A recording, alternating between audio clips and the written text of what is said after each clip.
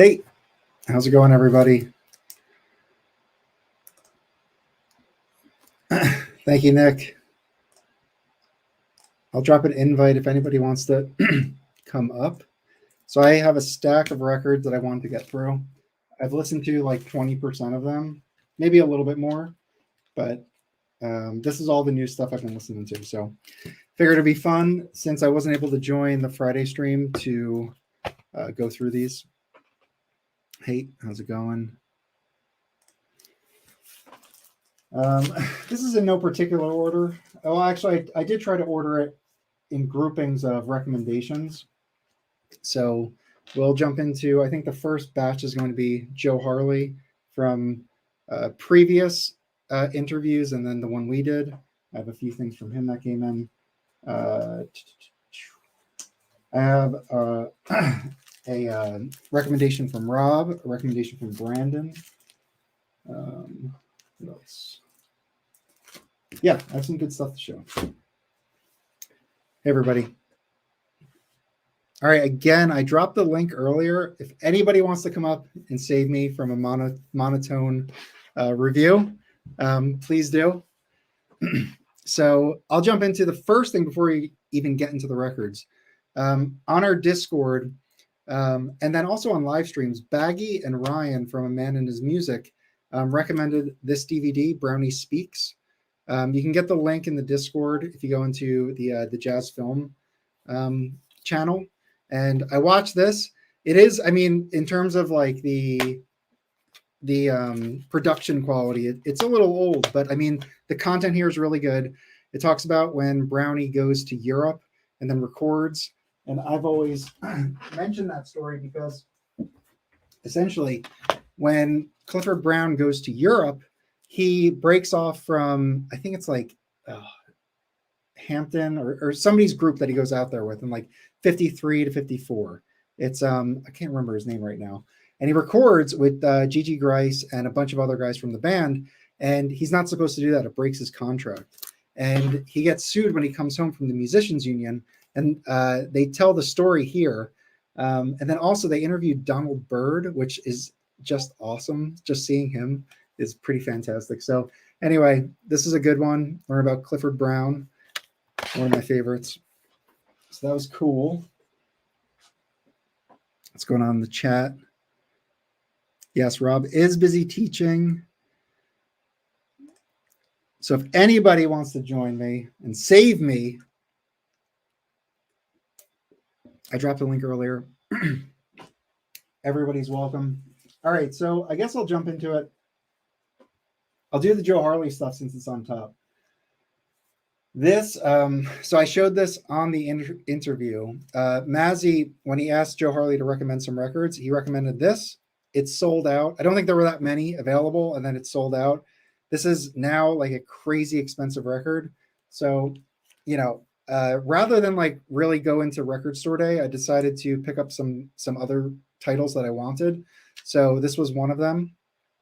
This is Charlie Hayden, Paul Motion, and Jerry Allen, and that's really the star of the show. Jerry Allen is a great piano player. I'm trying to get more of her in my collection. So this is a killer, and this is on Soul Note. So Soul Note has some really great titles. That's a great label. So got that. And that was a Harley recommendation from Mazzy Stream. Then he showed both of these. This is Archie Shepp and Horace Parlan, Going Home. This is the blues, and this is the spiritual. This is, again, the same duo, and it's Trouble in Mind. I've listened to this one. This just came in today, so I'm happy to add both of these. These are both Steeplechase.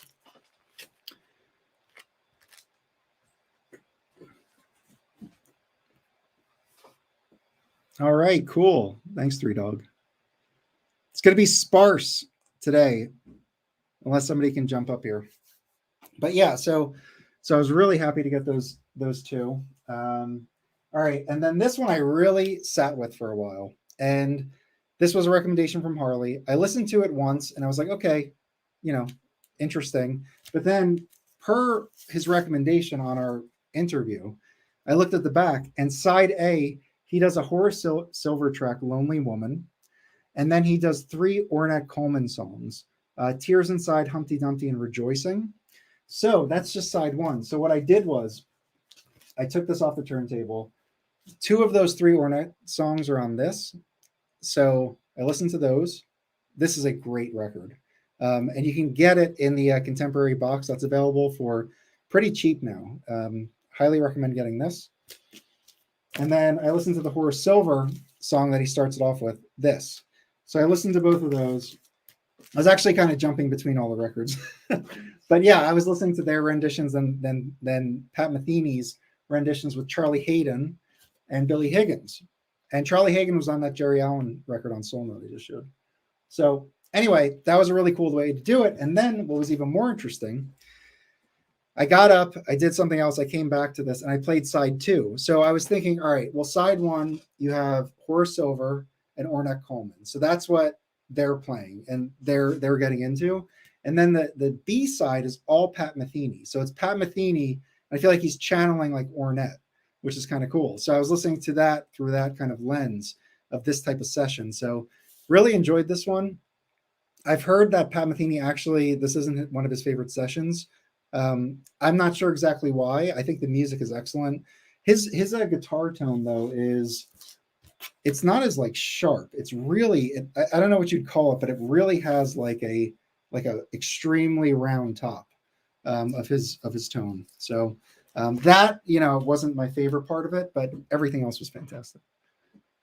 Does anybody have this one? This is on ECM. Cool. We got some people watching. Drowning here. Somebody come on up. I'll drop another link.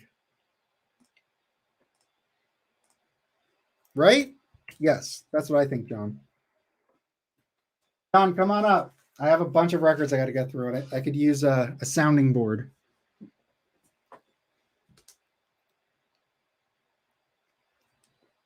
So, all right, what else? Okay, yeah, so I really enjoyed listening to that because it got me into my collection a little bit, and that was really fun. So that was cool.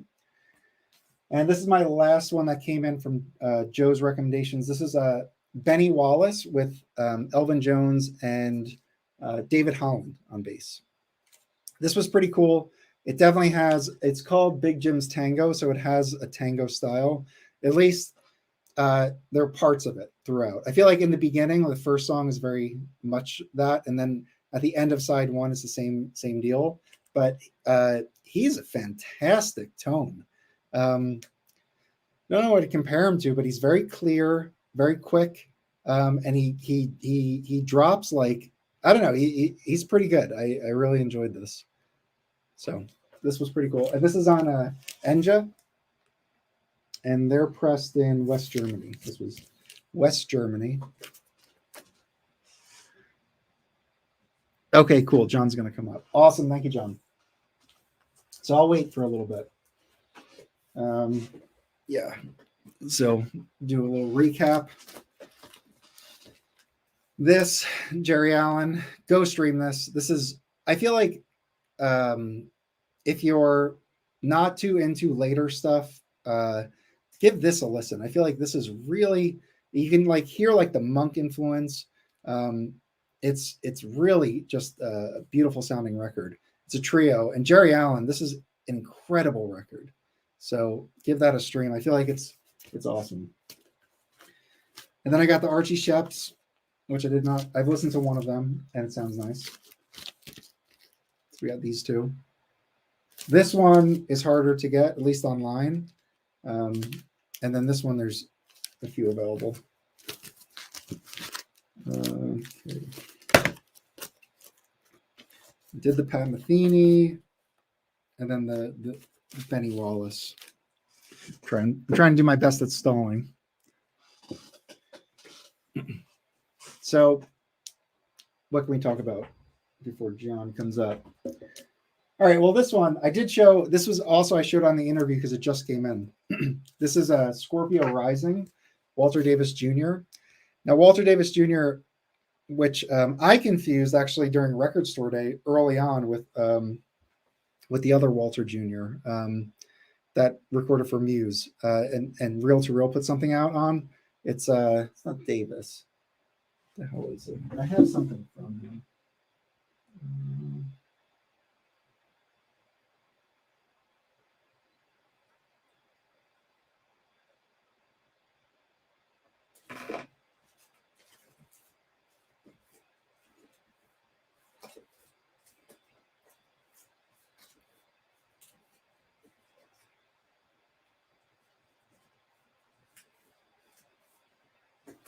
Here we go. Thank you for waiting. Walter Bishop Jr. So I have this Muse record of his, which is really cool. It has Pepper Adams, Joe Carroll, Mark Egan, and Renee McLean, which is Jackie McLean's son. So he's on that. This is a really cool record. But anyway, I confused Bishop Jr. with Davis Jr.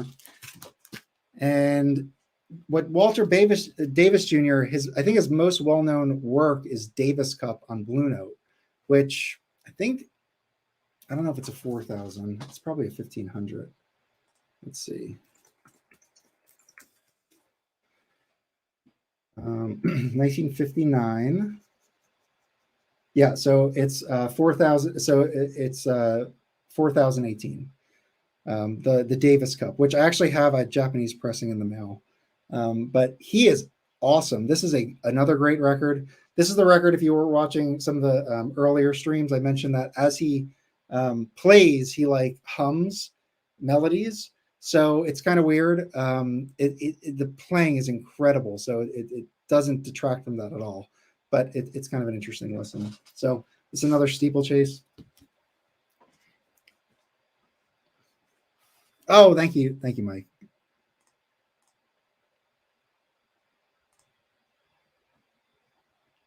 Do you have any Richard Davis? I don't have any Richard Davis lead records. I need to get more of his stuff in my collection. I don't actually know if I have any of his lead stuff. I'll double check.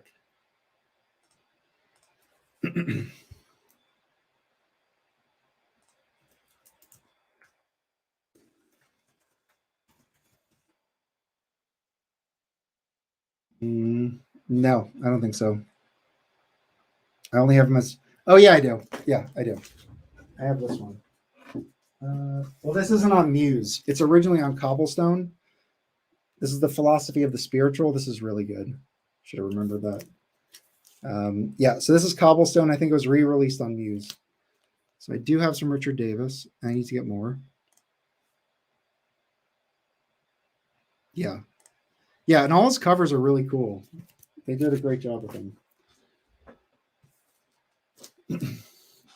All right, the next one is it's a Mike Notes and Tones and Brandon recommendation. I bought this on like 2 live streams ago.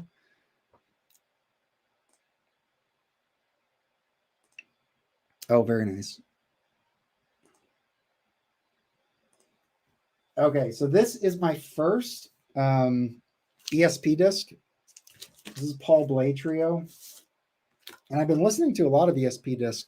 There's a shop in New Haven called Elm City Sounds. I just went there. I didn't pick this up there, but they have a ton of ESP-Disk. There's at least like 5 or 6 just floating around the store from like $30 to, a couple $100 depending on the title. But they have a ton of really good, like later free Avant stuff. So that's a great store. Shout out to Chris at Elm City Sounds in New Haven. So I got this for Mike and Brandon's recommendation. It's good. I listened to it once, so I have to, sit with it for a little longer, but really good trio. Brandon loves this. This is like his favorite trio record. So, high praise from Brandon. So I got to listen to it a little bit more, but for an ESP, I thought this sounded excellent because I've heard some that are not recorded well at all. They sound like live sessions that are just no good, and they're still really expensive. Oh, John. Hey, Mike. Hey, how are you doing? How are you doing? I'm doing good, man. Just got in a big haul here. I have no idea what these even are. Oh, right. And then a package from Patrick is actually my laptop support right now. So it's about this thick. Oh, right. Okay. Very Most of the nice. things are probably rock and roll, but I did get a couple of these in. I mean, Yeah. somebody's Yeah. shown I me, heard that. so, sorry for the backwards text. I think most people are familiar with these. No, it looks good. It's yeah, only with backwards these, on your end. I think most people are familiar with the RSD stuff now.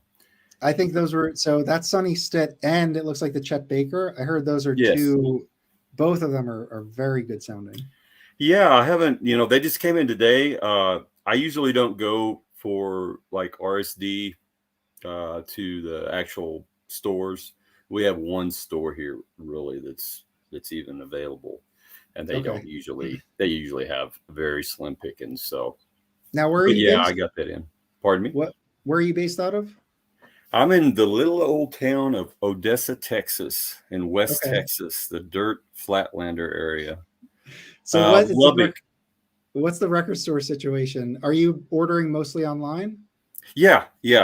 My technique for ordering RSD is basically I just wait until the next day, and I'll go online to about 10 or 12 indie stores, that I know will usually have them.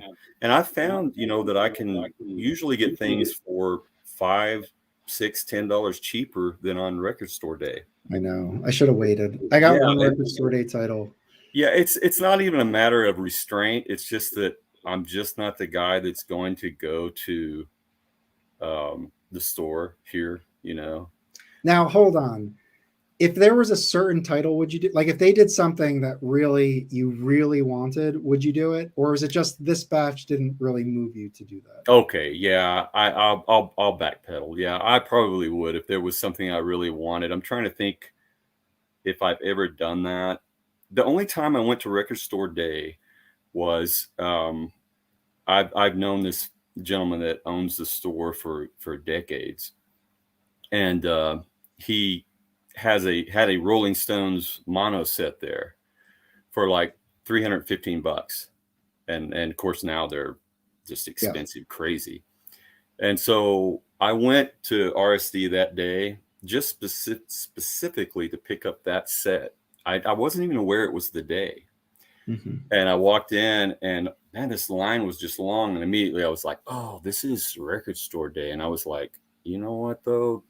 I doubt if they're going to pick that up. But and I kind of just started. I didn't know the rules. I just kind of went in front of everybody. Oh, wrong thing to do, because they thought I was trying to cut in front of their. So I had intended when I first came to actually pick up some titles, for RSD since I was there. Mm-hmm. But that kind of got under my skin, the attitude. So I was like, you know what? I'm just gonna act like I own the place. So I looked at the owner, and he knew what I was there for. And he gave me the nod. He knew what I was doing. And I just cut in front of everybody. And I'm sure they thought, this guy who does he think he is? There was I'm sure some words said. And I just went over there, grabbed my box set, and went up and paid for it, waved at everybody and said, have a good day. So that was my experience of RSD, the one and only time. Yeah. It seemed like this year's record store day, I think was it was crazy. I think like everybody online, it looked like there were like lines around the block for it. And it probably was like, Taylor Swift convergence with like other titles of, they put something out a little bit for everybody. But yeah, I was planning to not get anything from this record store day. I was vocal about this, and I was strident in my opinion, but I ended up caving shortly after, because there was one title that I was joining live streams, and everybody that I knew that I respect that had this said, this is a must get. So I had that in the back of my head, and I just started kind of looking on eBay, and I got this for just over what it was selling for, and it was free shipping. So I thought, let me just grab it. I probably could have waited like a day or two and got it even cheaper, but I got that Eric Dolphy Musical Prophet. Oh, nice. It's a 3 LP, and I listened to the first disc. The second side is like all bass, like double bass bowing, and it's just like a he sounds like he's composing for like a hall, like not a jazz club. Like he sounds like he's like composing for a large hall or something. Mhm. So anyway, it's really good. I still need to. I've heard that the second disc is a lot of people's favorite, so I haven't done that yet. But I ended up getting this from Record Store Day. It's probably one of these boxes, I'm sure, that I've gotten in. What do you think about the double bass bowing and that? Are you a fan? Are you a fan of like bass on top? Are you? Oh yeah. Why do you like that? See, I'm averse to that. I hate that album. So I'm always curious as to. Not even about. I'm the odd man out on that. So what I like about it isn't necessarily anything to do with bass. It's about just like improvisation and musicianship. And I like, for example, love when a drummer starts like playing on his kit. Like he's. I mean, last time I saw a live set with Mike Notes and Tones, we saw. What was his name? It's a great Blue Note drummer, and he was basically like taking his ride cymbal and like taking his stick and like slashing it across it, using like the back of the brushes, which is really hard against it, using like the sides of the cymbals, using like parts of the kit. So like if a bass player feels like they can express themselves better by doing anything, I don't care what it is. If it's good, I'm going to appreciate it. So I feel like you only get like so much with acoustic, right? Especially where it's like you only have a bass and it can only do this much if we're going to record. So if you can innovate on it in any way, I think that's cool. That's interesting. Kendrick Scott, thank you, Mike. Yeah. I just I'm probably, like I said, I'm definitely the odd man out, and I really did try. You didn't like bass on top? I don't Oh because God. Yeah, I know. I don't even have the Tone Poet anymore. I got rid of it. Okay. I just don't like that bass bowling. It's just it goes in the same category. Well, probably worse than I'm sorry for anybody that I'm offending. I'm sure a lot of people. No, you're fine. Chet Baker's singing goes right into that same category. No, that's totally fine. Yeah, no, that's totally fine. I would say though, with the bowing of the bass, that bass on top is a style of it, and there's plenty of examples that you can contribute or associate with it. But there's also much more later stuff where the basses are way more dynamic. And hey, Mazzy, and they're like they're bowing in a lot different of a sound than you'd hear Paul Chambers. Like it's more like they're experimenting and doing a lot of other things. So I wouldn't completely write off bowing because there's a lot of different ways you could do it. Yeah, I'll give it another chance. I changed my mind on a lot of things. Hey, I just bought 2 Nectar albums, so I'm open to change. Look, we got Mazzy up here. We got like a proper live stream going. I would just say, like I said the other night on Borden's, don't force it. If you don't like it, you don't have to apologize to people for not liking. A good way that I got into that kind of stuff is from like classical and neoclassical, like the Kronos Quartet. And it's not bowing, but I'm a fan of cellos and classical cellos, and in a way, those like bass on top, and same with the Andrew Hill stuff and the Moncourt stuff, which has this classical overtones a little bit, and I love that. And some people don't, and that's okay. I mean, but that's how I kind of got into that. Well, so my defense, not that I'm making a half joke here. So did Ron Carter ever full bow? Joke, John Bandy? No. Be brave, huh? Yeah. Did Ron Carter ever bow? I'm sure he did. Yeah. Yeah, I just ruined my whole defense. No, I can't think of what. In the late 80s, actually, I was at a photo shoot that he was at. I don't know. This is a CTI. It's Hubert Law's Afro Classic, and it's jazz musicians, Ron Carter included, and they do like Mozart and I don't know exactly. It doesn't attribute it, but it's like Bach and Mozart, and it's all them just playing classical. Oh, that's interesting. It's really a cool record, and I file it with my classical section. And then there are a couple jazz tunes on it as well, but again, did you do any bowing outside of something like that? It's strictly jazz? I don't know. I'm showing my ignorance here. I'm sure he did. Did he ever bow with He did Miles? so much. I don't know about bowing with Miles. It's funny talking about Boeing in this case. Sounds like we're talking sex shit. I don't know why. Like, I'm not into Boeing. Well, I don't know. well, Jimmy Page bowed. You know, he bowed, but I hated it when he did that too. So I don't like all that noodling like that he did. But that's just me.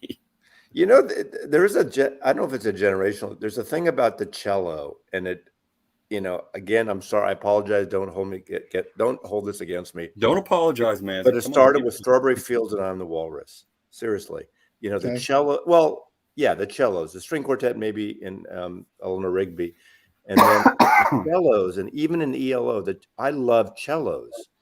And my son's godmother is a cellist or was a cellist, and I just love the sound of the cello. I know it's not the same as the bowing, you know, obviously.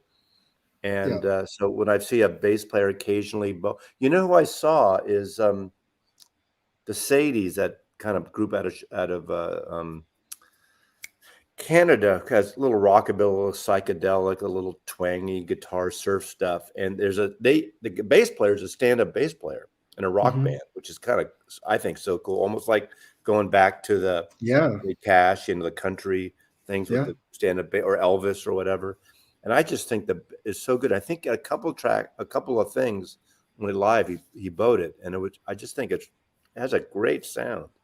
Yeah, no, that's really cool. Yeah, I love cello. Cello. Whenever I see, like, I don't know, whoever it is, like Dolphy or I don't know who would play cello, but yeah, on like the Andrew Hill records, it's always. I mean, it's going to be a little bit more, in my opinion, like more present than the double bass, which is a little bit more subdued, right? And because of that, I feel like it plays more of a role in like the harmony and melody of the song in some cases. So yeah, no, whenever I see cello, I think that's cool. I've made a lot of jazz enemies now, I can see. No, you're fine. You're totally fine. You know, hold your ground. Whatever you don't, if you don't like bass on top, then who cares? Yeah, right. I like all the other tone poets, I swear. No.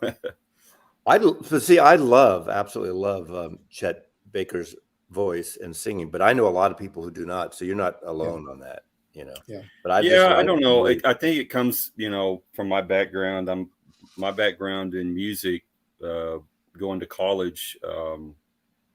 I was in opera, so but I like Dylan. Dylan's crazy. I mean, that's this that I would like Dylan, but he has a certain he expresses himself in a certain way, that makes up for the vocal technique. And Dylan is, Dylan's an interesting guy. I hate to get on him, but relating it to jazz, when you're listening to something like Dylan, there are microtones that he does, just like in jazz there are microtones. And when you listen to him, it's like if you don't hear that, then I think that has a lot to do with whether or not you enjoy something. And I think that has to do with clicking into any type of music, like the bowed bass. I'm just not clicked into that. And one day I may just click into it because of something that you guys are hearing that I'm not hearing. So I'm always open to that. I don't know where I was going with that, but as far as like Chet's voice, obviously Dylan doesn't sound like jazz, but Dylan, more than any other solo artist that I can think of in the pop folk realm, improvises more, and he redoes his own songs. I mean, literally, if you hear any of those the bootleg series, you hear him work on a song. Out of 15 takes, almost everyone is completely different. It could be different time signatures, different arrangements, different, it's so different. And everyone is better than almost other artists do. And he seems to find the right one, or we're used to the right one. Maybe. I've got a question for Mike on that. We're really going off into the weeds here, but you're a big Frank Sinatra fan, like myself. So you know the question. So have you listened to any of the Dylan interpretations, and do you like them, or are you? I love that Dylan loves Frank Sinatra. Those records I don't own. I've streamed them because he just put one out like in the past year.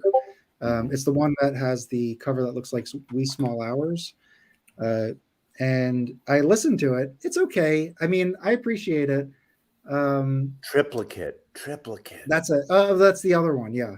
Well, no, those are like 8 years ago now, 7 years ago. But he at least, so he did a recent one. I forgot the name of it. Not a recent cover one. Yes. Yeah. It was like just like a year or two ago. No. Oh. No, he did not. I know Dylan. I like the very first one. I think it was. I think one was enough to me. He did 3 in a row, 2 single discs and a triple record set. The last one he did is right when COVID hit. I think it might be Willie Nelson put one out. Oh, Willie Nelson did one. Yes. Right. That was the one that was like a year ago. Yeah. I wonder if it would have been more appealing to jazz fans if he would have done a big band instead of his own band. That would have been interesting. Like a blowout this production of like a Frank Sinatra type production. That would have been something. Before we got on here, I just listened to this Nina Simone. I met my dealer, the Dizzy, in a parking lot today, and we had lunch, and he gave me 2 records, and I had never heard. This is like, I really like the early 70s RCA stuff that she's doing, these pop songs in her own way, like Mr. Bojangles and stuff. And I'd never heard this. This is 74, and she opens up with this amazing version of Steppenwolf's "The Pusher." And if you know that song, "The Pusher" by Steppenwolf, goddamn the Pusher Man, she just kills it. This is a live. So, since we're kind of on jazz vocalists and kind of thing, do you guys consider Nina a jazz vocalist? She's a hybrid. She's like jazz. I mean, she's a classically trained piano player. That's how she started. But she's jazz, blues, and pop, and soul. I mean, she's undefinable, isn't she? Yeah, but she's an excellent. She can play jazz piano and she can play classical piano. I mean, she's awesome, and she's politically, and I mean, she's. Are there any strictly jazz albums that she did? Yeah, she did. The Bethlehem. The Little Girl Blue you're talking about? Yeah, her first record. Yeah, that's somewhat. I mean, that's jazzy bluesy. You have the mono of that, don't you, Mike? I do. Yeah. Oh, I did too. Man, you do too. Oh, you kept that one. I kept. It's a little noisy, but I decided. I'll make my shameless plea. I need one. Well, maybe this guy, believe me, he's got boxes and boxes. Things come up. There's like 8,000 more records. Yeah, such a beautiful album, and it's so if I ever see one, I'll reach out to you. Yeah, thank you. I can buy you Discogs and send it to you for twice the price if you want. Yeah, right, Chris. How are you tonight, Chris? I'm good. I'm good. I didn't say hi, but it's all good. I saw you there. Welcome to the show, man. Thank you. What did I miss? Did you have some heat, Mike? Yeah, I showed some heat. I struggled being up here by myself, and then John and Mazzy joined. So that was. Which was your favorite out of the groupings that you showed, Mike? Well, I still have a stack to go. Oh wow! Yeah. Yeah, no, I got a lot in. We must have all just hit the jackpot tonight, I guess. Yeah, you should do some unboxings. But if we get slow, I'll do it. So I got these 2. These are the new classic series, the Dizzy Reese. That one's great. That's Hank Mobley. It looks like you have. It looks like there's shrink wrap or a sleeve on top of that record or something. Oh, God. It isn't open yet. I'm an asshole. I know. Somebody was praising that album the other day. I keep the shrink on it. Yeah, it's really good. A lot of people keep the shrink on it now. Yeah.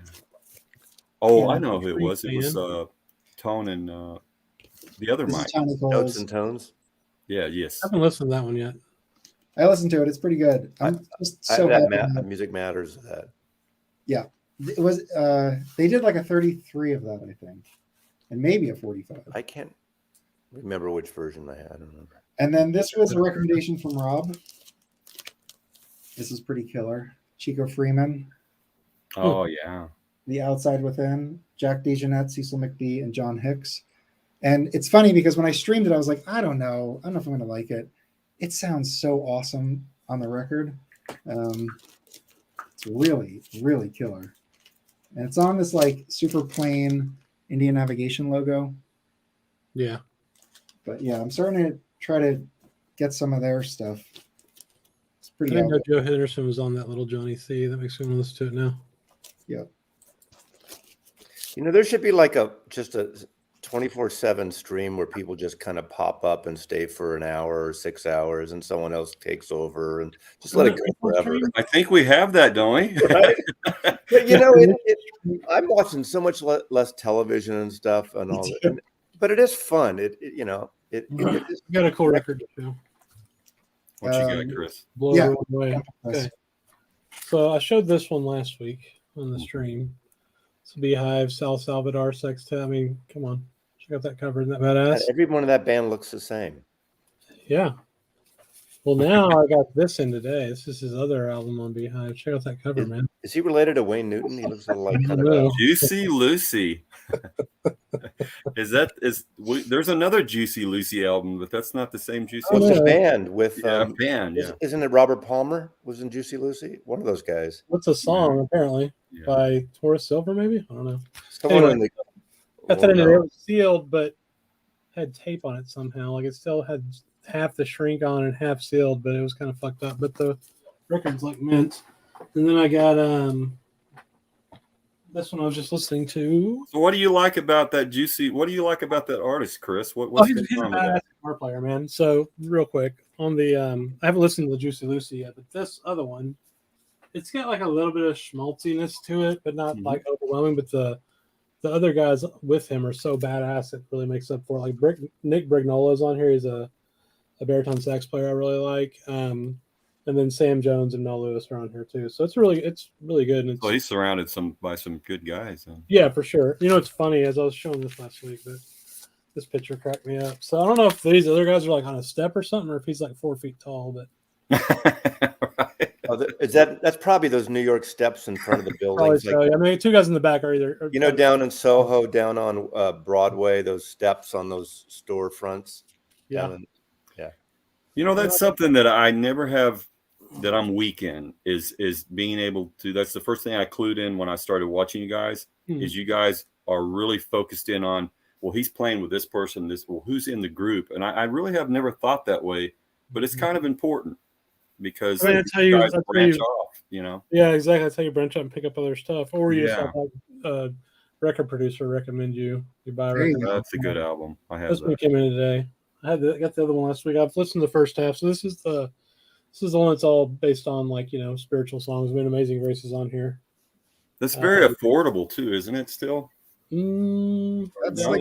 that's pretty. It's over like right now. It's like I think there's one copy in the U.S. for like $100. No joke. On Discogs. Yeah. Wow. Mike, how do you know all this? Remember all this? The last two. You're very analytical with all your numbers and charts and. Well, Chris and I just bought it, so we know exactly got it. Man, I don't even know what I paid for that, but of course, it was 3 years ago. Well, it was before Joe Harley recommended it on our stream. Yeah, that's the big thing. Yeah. I'm glad, Mark. Everybody else should join the Jazz Bums Discord. Yeah, Chris, are you going to do any of your Twitch streaming? I could, yeah. If not tonight, it'll be tomorrow night. I could. I think it'll probably be maybe tonight. I don't know. We'll see. I don't even go to Twitch. I just can't handle another like app thing or. This is what we're fighting against. Is that even the Discords? I go to it, look at it, and I kind of use on my phone and I leave because I just can't convert. I forgot my password. Now it won't send me my password through or a link where I can change my password through my phone for some reason. So I've got to go try it. It's got a little. Discord's kind of iffy at times, though. It does funky things. Yeah. I know I'm cheating here. This is not. I got these in the mail today, and these are somewhat recent. One's a brand new reissue. These are and it's something to do with jazz, and I apologize, but it's Suburban Lawns, new wave punk from LA, and I love that album. And the Minutemen. And I saw these bands like around 1980, 82-ish, both of them, and I just love this stuff. Especially, I remember seeing this, and I saw the Minutemen only once, but that's kind of getting us away. But these came in today. I love Suburban Lawns. That's such a funky album, man. It's so different. It's just, everybody should listen to that at least once. I think it's not hardcore or anything. It's just really good. Yeah. It's just. I mean, not that nothing wrong with hardcore, but very, very alt. What's weird is that Beehive, the Juicy Lucy, came in a rice paper sleeve. I guess. I mean, it's from '79. I didn't know they were using those back then. I guess some companies were though. Mazzy Maz. Well, No, it's Jazz Maz. let's see what I got. You know, Yeah. this is a dangerous way to cut open records. Let's see what we got here. Don't try this at home, kids. Now that looks like a box from the In-Groove. It does, doesn't it? Oh, I know what this My is. 3 Sam records finally shipped after 2 months from the. It is an In-Groove, and I already know what it is. So let the controversy begin. I did not plan this. There you go. You guys are aware of the controversy, right? Yeah. But he's not singing really on that. Yeah, right. No, he's no singing. This is a great album. It is. We were Is that the talking mono about stereo? Yeah, we were talking about this in Discord. You remember the conversation about the ERC? Oh, was it there's a speed issue? There's a speed issue. I tested it out with my guitar, and it took me a little while to figure out the chords. But yeah, the thing that I conclude on this, and I could be wrong, but the key is D minor. And so if you listen to the digital and you listen to this one off of the samples that I heard, they are both in D minor. They're in the correct key. But if you listen to the ERC, it's about a quarter or maybe a semitone off. Wow. And my defense with this, that the RSD is probably right. Now, I have no reason to defend RSD over ERC because I have the ERC. So I would be cutting my own throat with this. But the reason I conclude that is probably off is because I can't imagine Chet going in and the proper him recording in D minor and then him requesting them to slow it down on the master. That wouldn't make any sense. So there was either some oversight or tape issue or something isn't right. That's my conclusion. I could be wrong. But so if you want, the good news about this is this, according to everybody that I've listened to, has nothing but praises for this. If you like the mono, of course. Some people I have that. Yeah, I have both. So that was a controversy, if it is as such. I didn't buy the mono. I don't know. I just skipped it, but I have the other one. I have the stereo one already. Yeah, it's they're both great. It's just a great album. I probably wouldn't notice. My friend Coleman, when I first moved here, and I got my I had an RP6 then of Riga, and he walks and he stays. The first time he visited after I got that, and he comes in and we put on some records right away, and he's looking at it, and he's a musician. He always goes, your table's running fast. Pardon me. And RP6 have a thing of used to run a little fast before they have the separate motor that you can adjust it. And he goes, your turntable's running. I don't notice it. I don't notice, but he could hear the different pitch from the records. Yeah. I don't know what I have as far as any more jazz here. I'm trying to pick the ones that are jazzy. This is Shake It Records, so who knows what this is.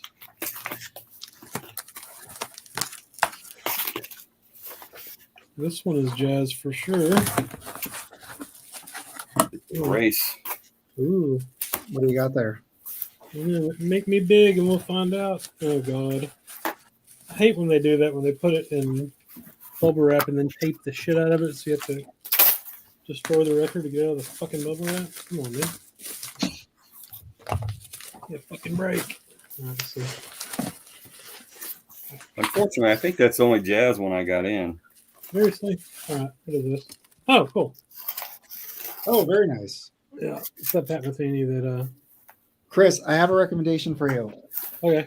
So before you or while you listen to that, check out the song listing on track one on side one. Okay. Okay, you see the first song? Not yet. Lonely Woman, Horace Silver. Yes. So that's on this. So what I was doing, I was listening to the Horace Silver one, then I listened to that. Oh, cool. And then there's Ornette on it as well, which is this one that you have as well. Oh, nice. All right, I might do that. It's interesting. Yeah, it was pretty fun. I guess I only picked out like the nicest copies available. Jeez, it's like perfect. Nice. Anyway, so there's that one. What else you got, Mike? I only have 2 more, and I got these I think on Sunday. Yesterday. I went to New Haven in Connecticut and went to Elm City Sounds. I mentioned them earlier. They're a great shop. I cannot believe that they haven't been picked through. They're jazz. If you're in the area, definitely worth stopping in. I could easily, walk out of there with a ton of records. So I got these 2. This one is a ESP-Disk. Oh, yeah. Revolutionary Ensemble. And it has Jerome Cooper on percussion. It's kind of a cool picture. And then it has Simone on bass, just a single name. And then it has Leroy Jenkins violin. And for me, this is like really out there stuff. This is like pretty much as far as I feel comfortable. But it's really, I sampled it. It sounds good. It's a really well-recorded session. I think they recorded it in a church, like somewhere in Greenwich Village or something. Actually, hold on. Probably. Oh, and look at this. Guys, check out this label. Tell me this isn't just a badass looking label. Oh, look at that. That almost looks like a metal label or something. That's so cool. Square, man. Like, yeah. All right, square. And it's recorded in. Hold on. If I got the Square LP inside there, I don't think it says on here. Is that record off center? No. Well, yeah, it actually sound like the music. It's so L7. You know what L7 is, right? Yeah. No, it's not L7. But anyway, so this You're is so square, man. Second ESP-Disk on a really cool label. And then, you like it? Yeah, I think it's really awesome. It's really cool. I think, yeah, I like it. I really like it. And then also what I picked up from Elm City Sounds, he had 2 copies of this in. Both were like very clean early pressings. This is John Coltrane and Alice Coltrane, Cosmic Music. And it has 2 songs from John and 2 songs from Alice. They switch on each side. The Alice songs are really awesome. Like, she's killer on this. And the story is, this came out, so Alice Coltrane released it on her own label, Coltrane Records. And basically, Impulse had all John's work. Like, they were entitled to everything he recorded before he died. So they were kind of cool about it, but they went over to her and said, look, you can't technically put this out, but we want to sign you to a record deal. Why don't you let us release it as well, and we'll do it, in a big way. So this is the first pressing of that from '69. And so what's cool about this is Alice Coltrane's like first kind of, well, actually, I don't know if that's the case, but it feels like this is at least her first record from when she joined as a major artist. So it's really cool. And it has awesome. All that spiritual stuff. And I feel like this helped kickstart like all that like 9100 Impulse stuff, 9200 stuff, Pharoah Sanders and Dewey Redman and all the spiritual stuff that came that nobody releases. Like all the acoustic sound series, like, yes, we got Karma, and that I think was a 9100. And then also the Journey to Satchidananda. But other than that, like everything is the first like A1 to A90 releases, which is the early stuff. So no modern reissue series has touched any of that, basically the other half of Impulse, which is kind of a shame, because I just feel like if they were to press 3,000 Pharoah Sanders, whatever it is, they're going to sell those. Like even if they did a couple thousand of them, right? That's what I mean. Like, and that's, I know Tompo probably now is doing a lot, but a lot of those labels, I don't think they're doing like 10,000 plus or something. But I think, yeah. So I just feel like that's their double fantasy. What? That's John and Alice's double fantasy. Double fantasy, John and Yoko album. Oh no, I don't know. That's their. Oh, that's awesome. Okay, cool. Yeah, I mean, I'm saying this. I made this up. John's stuff. The first song on this, I have to say, I wasn't a huge fan of. Yeah, Alice is the Yoko of the jazz scene back then. People didn't get it. But this is 1969, and look at that cover. Yeah. I mean, is that not cool? And then look at Cool. so yeah, so since it was on Coltrane Records, they put a little Coltrane Records sign here, which that's the original. Well, no, this isn't the original. The original has a totally different cover. This is the first pressing, but I think as like a nod to Alice having. I got it. They gave her the thumbnail. Yeah, but I don't think this entitled her to like any sales. I think it's just more of like just a thing. And honestly, if you look at, let me see if I can find this really quick. I have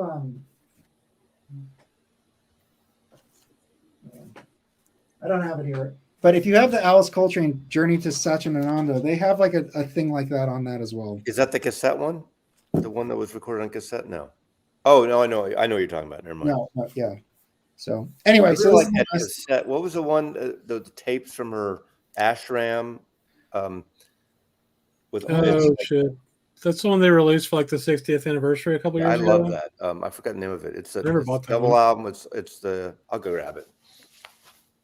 I'm not totally sure. But anyway, so, if you look at my stack, I have a couple ESP discs, Black Saint, ECM, Soul Note, Steeplechase. I mean, it's all later stuff. I love all the early 50s stuff and I still want it, but I just feel like I want to spend my money building that part of my collection now. Getting to know all that, like those musicians, I don't know all of them. So nothing unusual. You don't have to make me big. This is the other one that came in today. Oh yeah, everybody knows that one. I heard it's excellent. Yeah. So I'm looking forward to hearing. For RSD, I ordered all the jazz titles, and that was pretty much. I wanted to get all that, and that's it. Oh, I haven't seen this one. Hang on. You got him, Chris? This was put out by Luca Bop, David Byrne's label, and these were. These are I think these are from cassette recordings, but it sounds really good.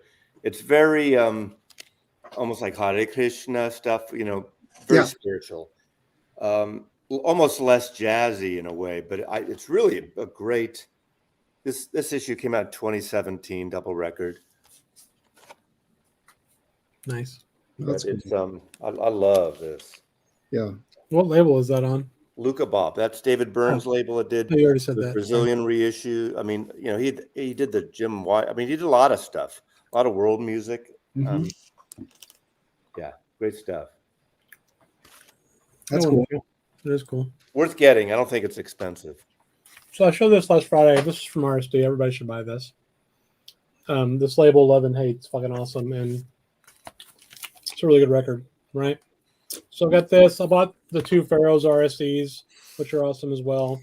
And then I found this. I haven't listened to it yet, but it's from the same label. It's a guy named Howard Wales. Which he played with Jerry Garcia. Yeah. He had some connection with the Dead and Jerry Garcia and stuff. There's that one album that did Jerry Garcia and Howard Wales album. I forgot what label that was on, with the illustration on the cover, like 72 or something. But this one... He's an organ player, right? Isn't he an organ player?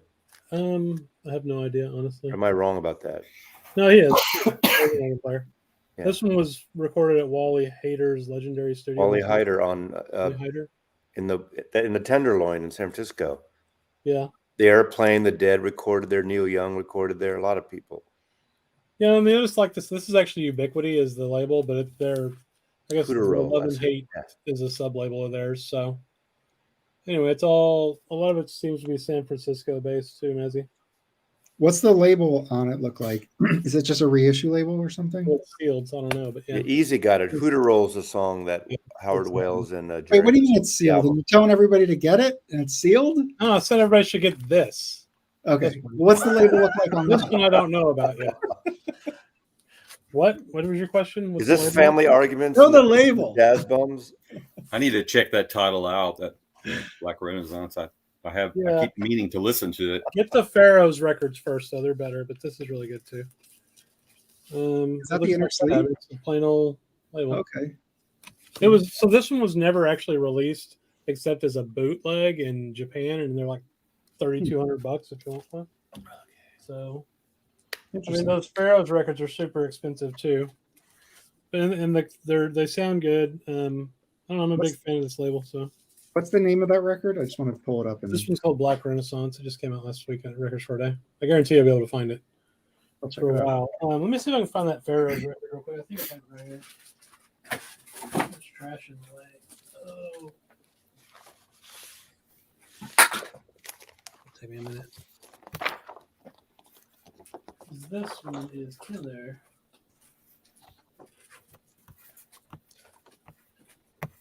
Doesn't it feel like this Record Store Day had a bigger impact on YouTube than other Record Store Days, or is that just the first one we really covered, man? There was just a lot of titles, right? And I feel like a lot of RSD content over the past couple weeks. Yeah, like more than usual. There seemed to be less junk this time, less junky picture disc stuff. I mean, there's always a percentage that aren't for every. I mean, there's some good stuff. I picked up. Gosh, what all did I get? Chris, do you know that originals of Black Renaissance are starting at $2,200? Yeah, I said that. Yikes! Oh, yeah. Don't listen to anything I say. Are they selling for that or just asking? That asking. Let me. Well, there's like 4 of them in the world or something. I mean, it's crazy. So the median sale price is $575, and the highest is $1,000. For an original of that. Yeah, it looks like an original. It was never really original. People have to raise their price now since Discogs is adding another percent. They got to raise it $10. Yeah, exactly. This is the best one of all of them, I think. Pharaoh's in the Basement. You like that false outrage bullshit there, Mike? Oh yeah, I did. That's how you get subscribers and views. Anyway. 1% heads exploding. Was that Chris? Was that an RSD title also, or no? But they're putting a 9%, commission fee on the shipping. That is kind of weird. But maybe because it gets confusing, it's on the whole sale or something. But I still think they got to fix their friggin' app. The UI. Come on, Chris.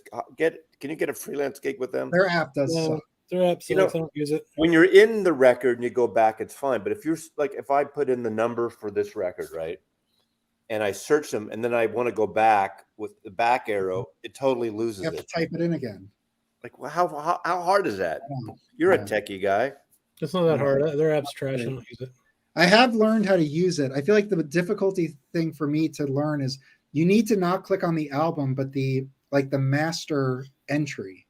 When you do that, then you have a lot of other functionalities that the website offers you. But it took me forever to know that you could even do that with the app because that's not the first thing that comes up. Right. So anyway, the app is not good. No. The website. If I use my iPad, I just use the Chrome or whatever. But in a weird way, I do feel like I know how to use both the app and the website effectively, and I feel like it honestly kind of gives me an advantage for like finding things. Well, you're like a numbers wonk, and I mean that as a compliment. You have your head, you get it, but you know how to maneuver those things. Is this you coming out as a buyer for the OPC, Mike? Is that what you're really doing? Is that your side gig? Yes. The mole has been found. Easy now. I don't know if I would say whatever I like better, mono or stereo, mamas and papas. I mean, I'm fine. I like stereo a lot more than a lot of people. So there is I know we're vinyl gang here, but there is an awesome, and you know this from the Steve Hoffman forums, set that who put it out? Was it Real Gone? Real Gone, the 3-record set. Yeah, that right there, the CD set even is a really one of the best sounding. Yeah, it is good. Comps I've ever heard of their material. So if you get a chance to pick that up, I would. Real Gone Music, Mamas and the Papas. What is it called? Collected, or what was it called? I don't know. There's been so many comps of them over the years, but that's the 3. That's the only 3 records. Did it come out on vinyl too, Mazzy? Yeah, I have it on vinyl. Really? I don't have it on CD. Wow, I was probably anti-vinyl. It's a good vinyl too. I know we're getting off track there, but another 3-record set, and I forgot who. Well, Third Man put it out, but that Patsy Cline 3-record set with those beautiful color photographs on the 3-panel sounds awesome. So I've got something coming in that's going to be really cool. That is it's fairly rare. It's the now that I said that, I can't even remember what I'm saying. It's too bad Wax didn't hear it. Sonny Stitt and I can't remember the guy's name. I'm so over Sonny Stitt. You guys talk about Sonny But Stitt so much. but the name of the album is called The Cry. Are you familiar with that? The Cry. Let's see. The fella's name is an unusual name. I'm completely going blank. He right only now. had like 400 records, man. Come on. Yeah, I all figured it. No, I don't. Are you sure that's the name of it? Yeah. This one's really good. It's Colette. Lasha is the guy's name. Lachey? Prince Lasha. Prince Lasha, and I believe it's Sonny Stitt. Oh, Cry. Yeah, Cry. Yeah, that's a great one. Yeah. I decided. I'm sorry, it's Sonny Simmons. Not Sonny Simmons. Yeah, Sonny Simmons. I'm sorry, I just blew that all over the place, but that's okay.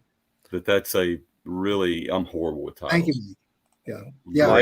Great album. You and Chris know this record. I saw it at the record show. Oh yeah. Oh, I can't see it. Is that a first pressing? Well, it was $150 at the show. See it again. Probably a first pressing. Yeah, I didn't buy it. I think it's a pretty fair price for a first pressing of that. Is it? Yes, I think that's I just love that cover. I love that. Yeah, bought it, man. That was reissued by Contemporary with a different cover. Even that is a little expensive. I should have bought this.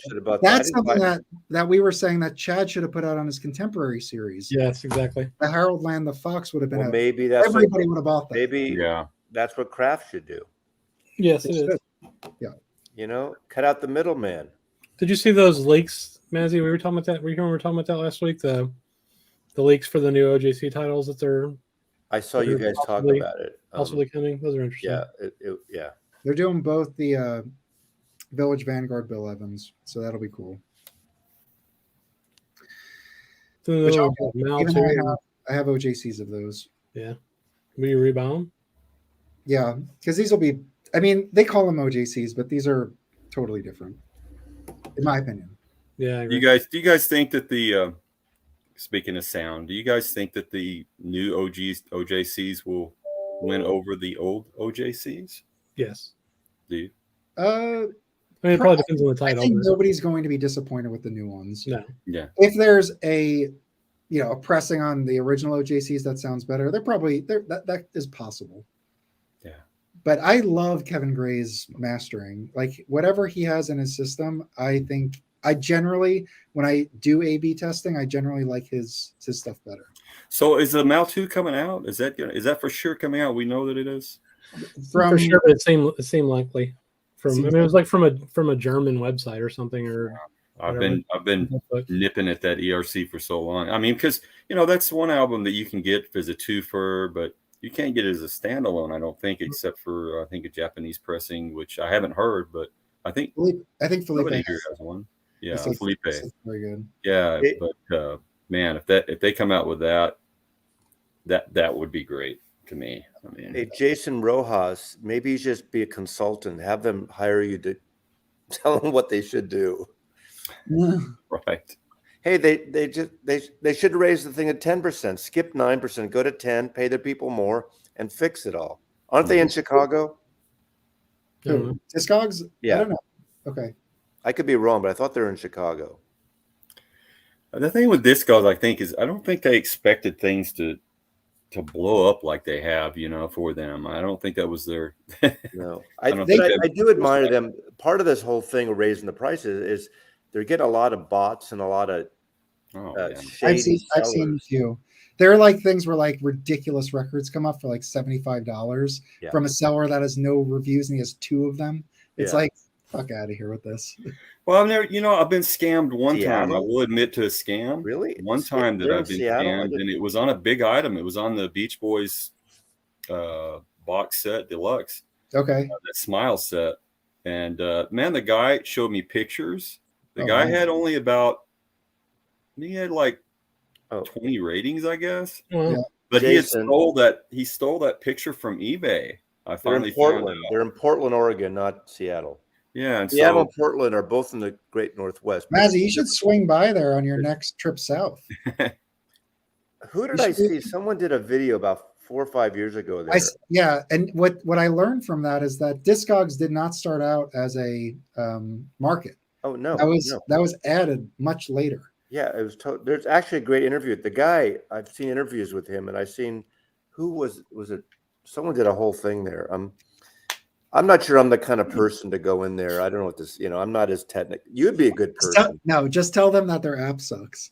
Or let's see. Okay, you and I could go like a good cop, bad cop team, like a Law and Order episode, because you could talk to technical stuff. We could have Chris there talking about technical but they could do so. Like, I know that I'm comic relief. I could do the shtick.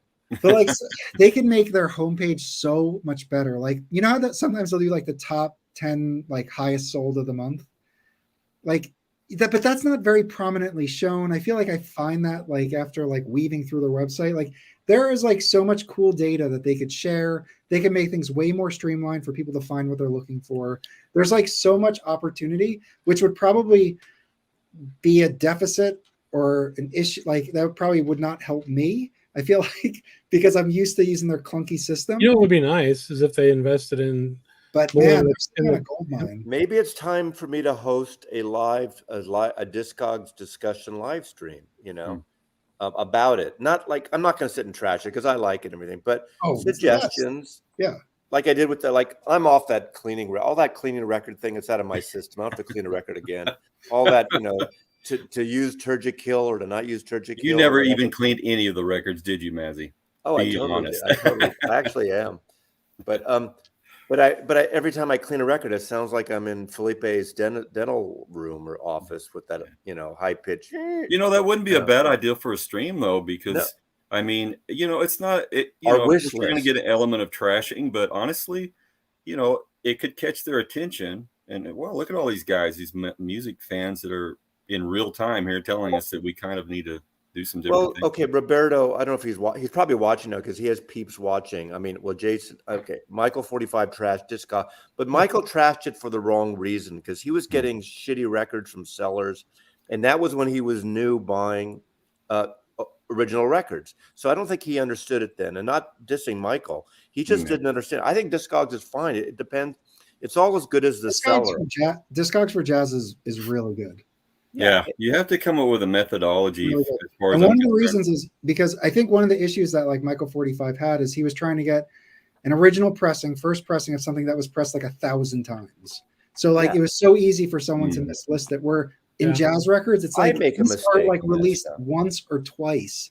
So it's like if you're as long as it's old, it's probably the original. Right. It's like there's way less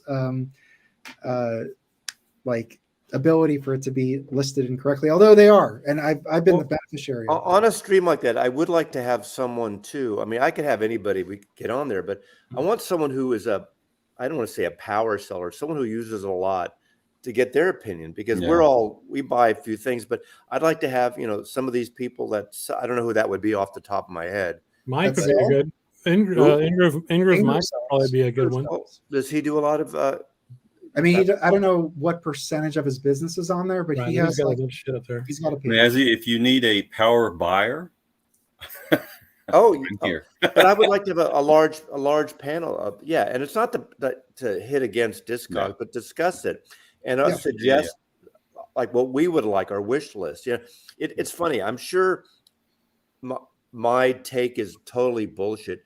I said it seems like shit. If they're getting 8% now 9% of sales, when you adds up, that's a shitload of money. So where's that money going? How many employees do they have? How much? I mean, it's not. They almost seem like Wikipedia in a way. Yet they're getting a percentage where Wikipedia is not. They're always asking for donations. So where's the money going? And I don't want to know that, but it seems like they could fix the UI. But this leads it to that other thing. The other total fucked up website that hasn't improved is Chad's.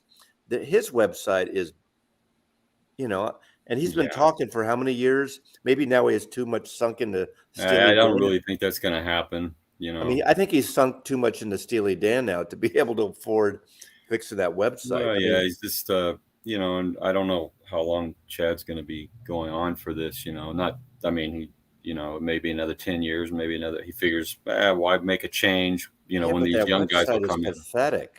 It's pretty rough. I don't know. I guess with Discogs, going back to how you buy things there, it's you really got to do your homework there. To me, if you're going to ask, you need to ask the questions that need to be asked. If you can get pictures of the album, what it looks like. People I think are afraid to be inquisitive with these sellers, and it's like you're the customer. You got to be proactive. If somebody gets, right. You don't have to be rude to them, but if somebody, you want them to look at something under bright light, how long does that take to look under bright light? Just ask the right questions and do it politely. And I found that most of those guys are very cooperative. I mean, if a seller has, as a 25,000 albums that they sold, they're probably not going to be able to go grab that and do an intensive examination of that record, So don't ask those guys, because they're not going to do it.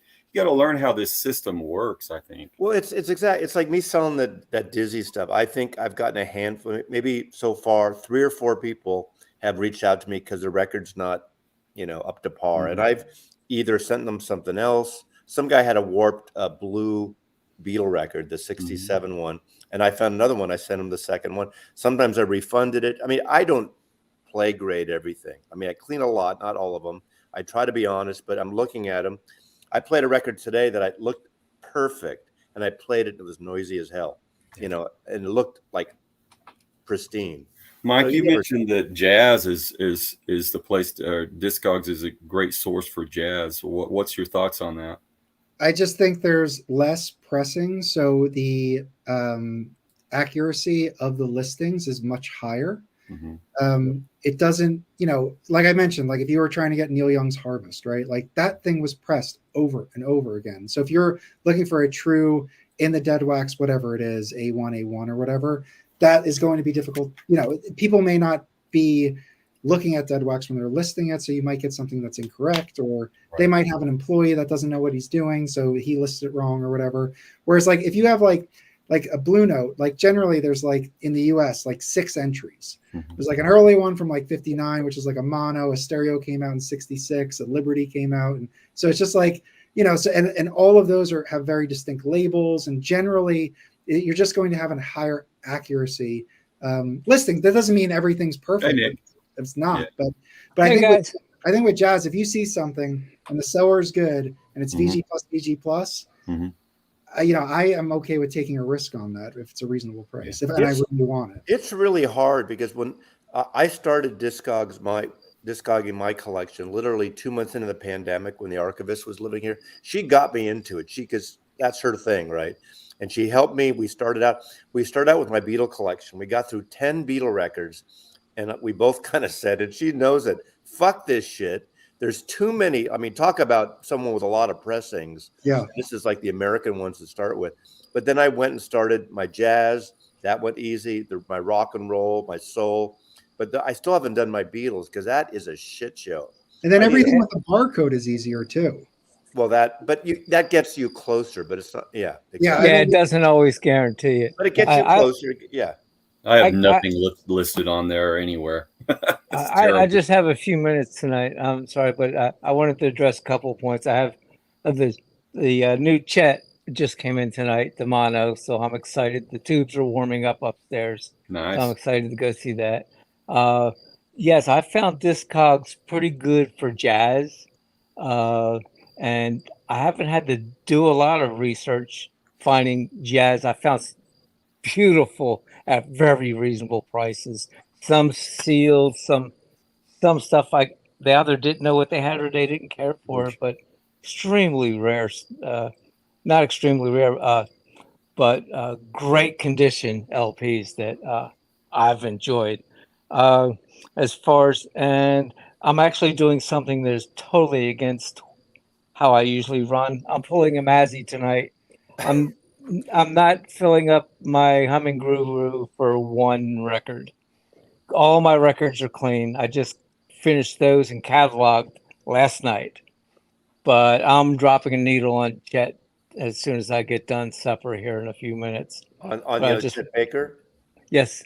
What's brand new record? You don't have to clean it. Unless you have an issue with it once you listen. Well, I'm a firm believer that they all should be cleaned. I'll be cleaning it. I know. Short term, but like I said, I'm not going to pull it all. It's not really that much. It's just they're all clean. I have a couple more records coming in later in the week, so I'll clean them all then. Just do it quick. Just you quick. Scared me for a second when you said you're pulling a Mazda. I thought you were gonna write a love letter to Joe Biden or something. I didn't realize you were that bad off, man. You're writing love letters to another man. I'm kidding. And wait, he's got a close friend that's giving him. No, he's selling records for it. No, I love you, Matt. But I really enjoy you jazz bums.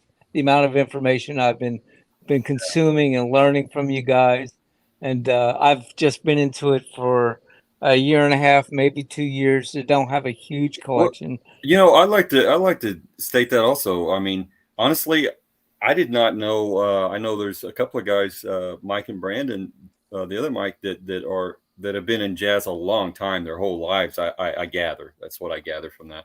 But you two guys and Wax and some of these guys, you guys haven't been in it that long, but man, your knowledge is really, you can tell you're very dedicated to the genre. And that's really cool because I've learned a lot. And I started listening to jazz. Well, I went all in with the Fantasy 45s. Wow. That's where I went in. And everybody thought I was crazy when I did it. But I was like, you know what? I'm just going to do it because I fell in love with honestly, I fell in love with the sound. I'm not going to lie.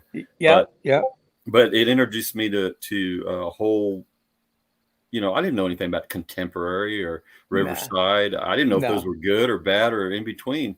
But I listened to some people that knew about jazz, and so I bought those, and I still enjoy them. Riverside is where I went fishing. Yeah, right. It was back in 2007, something like that. Oh, wow. So I've been doing it for nearly 20 years, and before that, I was listening to Frank Sinatra.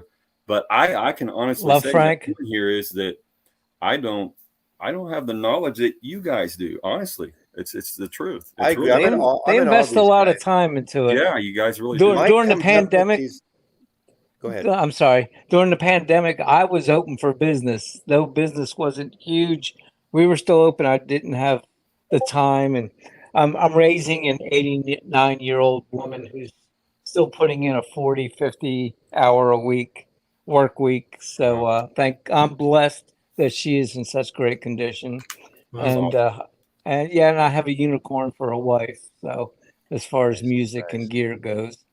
So I just wanted to step in and mention those couple of points that, I really enjoy, and I'm going to see how long you guys run and then drop a needle because I'm antsy to listen to this. I've heard such great reviews. Enjoy it. It's great. You like it. Have you ever heard the album before, Nick? Or I've streamed it but as background music. It was at work and I didn't have time to really listen to it. So one of the greats, I think. It's one of the greats. Yeah. So I'm going to find it. So it has Chet. I was just going to jump in really quick with the lineup. So I'm stepping out. I'll let you step in. How's that, guys? Thanks. I'll be watching. Man. See you later. Thanks for having me. Thank you for joining. Bye.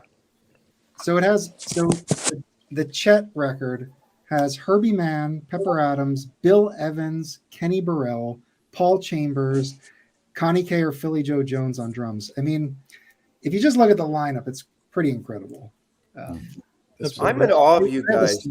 I am in awe of you guys, how much you do know about considering the time. Like who played on this and that thing. And I know labels a lot. And I mean, I've been into jazz for 50 years, but not like that along with every other thing. So it hasn't been solely jazz. It's been having me rethink things. Yeah, my first roommate, I told you, Brooks, we lived together for 4 years.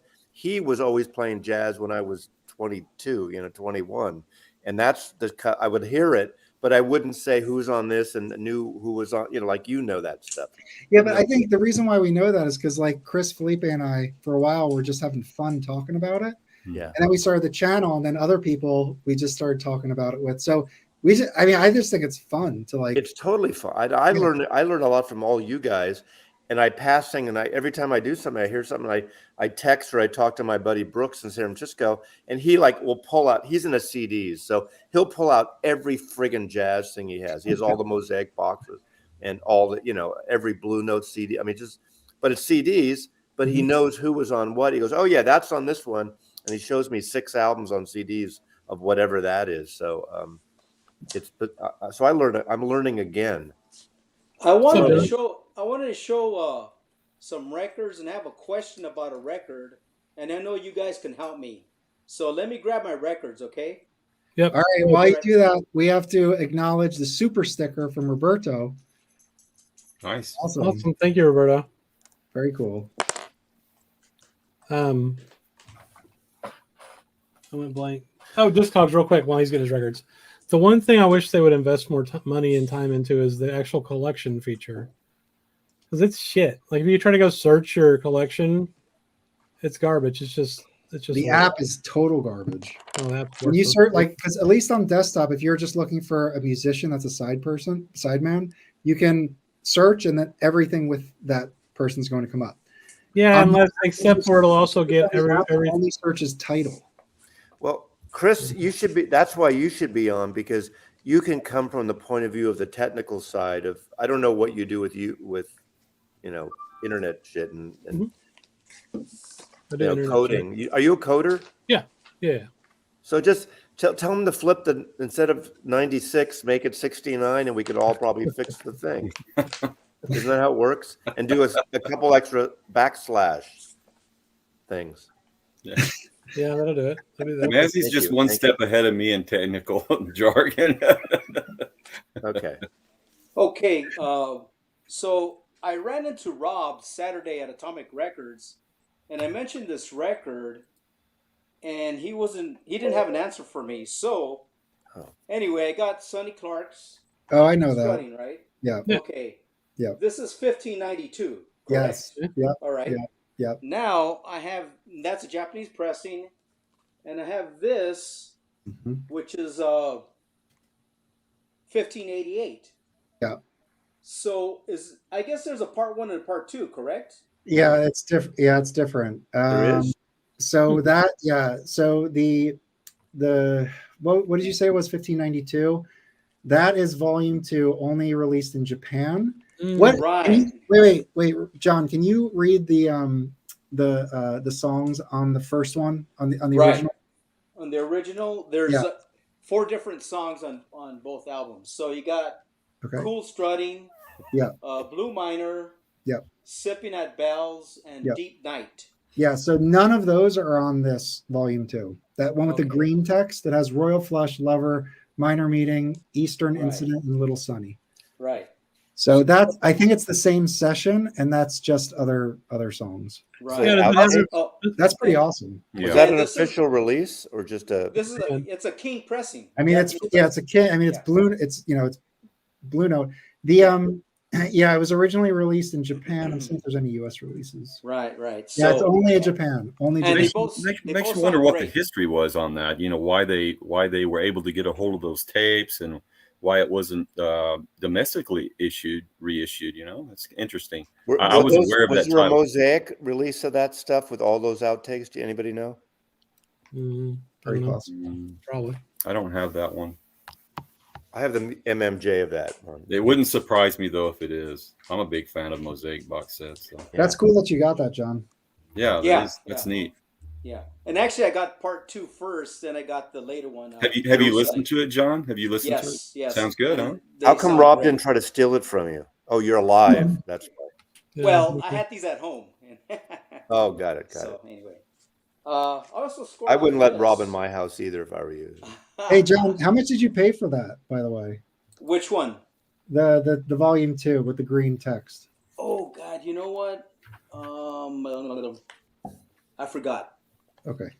I mean, a lot or medium or. You know what? Okay, I wanna, because I took off the price tag, maybe $25, I think. Okay. Oh wow. At Atomic Records. Okay. Which, by the way, is a great store here in Burbank. Let's see. Something else I got recently. I got this here. Oh, nice. Great album. A reissue. And so it's Blue Notes, Capitol Records, EMI, Capitol. Music Special Markets. It's an audiophile pressing. Okay. So who puts this out? Who did this? Do you know? Well, Capitol, I don't know. What year was that? It depends who distributed Capitol then. Can you pull the label? Can you pull the record out? Capital is universal now, but before that, Okay. I mean, EMI used to be EMI Capital, and it's the quiet. It's this one. a Quiet. So that's classic records. Yeah, classic records. Right. Oh, that's classic records. Is that mono? let's Probably see. mono. Yeah, Yes. Probably their mono series, right? Yes, Mike? yes. For the classics, that's a $100 record, Mm-hmm. probably. And I paid $50 for it. Yeah, that's a $100 record. Mm-hmm. Yeah. Okay. It sounds great. And who did the mastering? So it says Bernie Grundman. Probably Okay. Bernie. Yeah. Probably. Those have gained, those that go back and forth as far as. Does that have a deep groove? Some of those are really. How's that? Does it have a deep groove on the label? Some are really bright there, John, Yeah. I think. Yeah. Is there a deep groove in that label? Yes. That's awesome. I'm looking at it on Discogs. It looks great. Yeah. That's so cool. They put a deep groove in it. Right. Well, Chad was supposed to, and then I pre-ordered them all, and he left the groove off all of them. Yeah. Right. I would sue his ass. I'm gonna sue his ass. Great find, Dad, John. Yeah. I'm going to sue your Thank you. ass, That's really dude. cool. We're going to have a gripes episode where we're going to talk about the Discogs website, the Acoustic Sounds website, and the deep groove that's not in the Prestige. Yeah. Mike deep down is a boomer. I know. Oh, there we go. Have you listened to that? I have the CD. I've had the CD for like 15, 20 years. Oh, sweet. But I finally got this. Yeah. Yeah, it's a great one. Yeah, I really liked it. Wow. I need to listen to that. I keep saying I'm going to. And this is not rare. I got it for $6. That's a great record, though. I love that period of Herbie Hancock. I know Mazzy does too, right? You like that era, I right? do. You know what? Also, I like that period, like Fat Albert, the Warner Brothers few albums he did, that like Fat Albert and right. Mwaba Beat Wana Dishti. What's it called? Mawana Dishi or something like that? Yeah, I love those too. Yeah. I do. More of a Stuff, yeah. 70s fusion.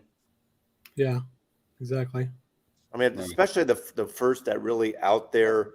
Of Yeah. course, Had everybody's Gleason got plays that. on that helped. Now, So is that check going to be reissued as a whatever repeat title, whatever? No, that's a one-off. it's a one-off. Like, They made 7,000 of them, though. oh, wow. Did you like that? Yes. I like Yeah. this. Yeah. How was the And sound that was- on your copy? How's You that? didn't like it? How did it sound? Great. Yeah. And I think it's a great looking cover. I like this artwork. I do too. It's It's so still 70s. Right? It is. Yeah. Mazzy, close your ears for a second. So Billy I just Joel, wish Billy they Joel, would not Billy put Joel. paper sleeves on those fucking records. That's the only thing I wish they would change. You know, I think they should use better sleeves, but it doesn't I don't explode. I just replace No, it just makes me have to clean it, which I don't want to clean new records because I'm lazy. You don't want to clean your records? Not new records. No, dude, no. I don't want to clean new records. Okay. You can come over for a cocktail sometime. Sweet. No, I mean I do. If it sounds like shit, I'll I'm clean it. getting you back, Right? Like you do that now, Mazzy. Right? If it has an issue, do you clean it? The thing about the success in YouTube is false outrage. It's fair. like just go on it and people get heads explode. That's true. Someone just commented on my Discogs video thing. I'm paraphrasing. It says something about, well, first Discogs will raise the price a percentage. Next thing, they'll raise the retirement age like they do in France. So watch out. I thought that was pretty funny. Well, they're trying to do that here too already. Well, I'm safe. I'm already, I know. I So, get my Social Security. any fans of like Afro-Cuban Latin jazz? Absolutely. Yeah, Yeah. This is a great one to have. Oh, Is that cool. Mongo Santa Maria? Yes. I've never seen that record. Yeah. It's look at the back cover. I love that. It's like a double promo. They had to put like 17 promo stickers on the Well, front. I know it's a white label promo too. White label promo. Ooh, and a matching inner sleeve. Nice. Yeah. So, That's fancy. Did you It's a good- Did you clean that record? you know what? I didn't cling it, and it sounded perfect. Oh God, It's just one of those damn! records that just sounded so good. I wouldn't say that out loud. You know what? I try to cling my records, but I don't cling all of them. It's too much work. Only clean them if they sound Exactly, like- Nicole. We've talked about that before. I don't think the only thing we used to sell in the record store, I still have mine, the disc washer with the real red liquid in it. I never used the liquid because it would get all this liquid thing on it. But I would use that, dust it off. So I don't know anyone who washed records back then. What about didn't Ron Popeil put out a record cleaner at one point back in the 70s? Well, there were some, but I just didn't, I think the problem is they were all new records there and they weren't dirty, and yeah. I don't know. I mean, now it's 50 years later, so of course the records have gotten messy. All the records in the garage with mold and shit. So there's a lot of good OJC jazz titles, but I got a OBC, Original Blues Classics. Oh, cool. Nice. That's a great record. There are about 25 of those in the collection I had. These are really good. It sounds so clean, so good. We don't talk about the collection, Mazzy. And Willie Dixon's like the godfather of blues. Oh, he's fantastic. That record's one of the Prestige series, right, Mike? Yeah, that was part of Chad put that out. Yeah. Such a great writer, right? Yeah, one of the best. Prolific. And it's so cool that he put a record out on Prestige. I think that's awesome. Or I guess it's Bluesville. Yeah. But still. Record Store Day put this out. This is not a jazz title. This is a Latin psychedelic. I listened to that. I like that. You know what? There's one or two songs on this. It sounds like it belongs in a Nuggets box set because it has that garage Nuggets sound to it. That cover, that picture, it looks like the same photographs they dropped in from that, what is it, Scirocco album from last time? The one that Rob interviewed the guy?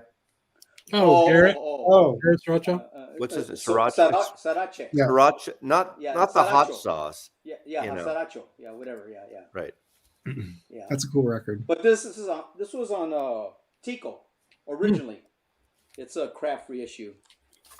Nice. Yeah. So that's cool. And I think you guys were talking about the Mamas and the Papas earlier, right? Well, that was Mazzy talking about that to himself. I can't find the toilet one. That is really rare. This is a Sunday's reissue. Oh, that's why. Okay. Yeah.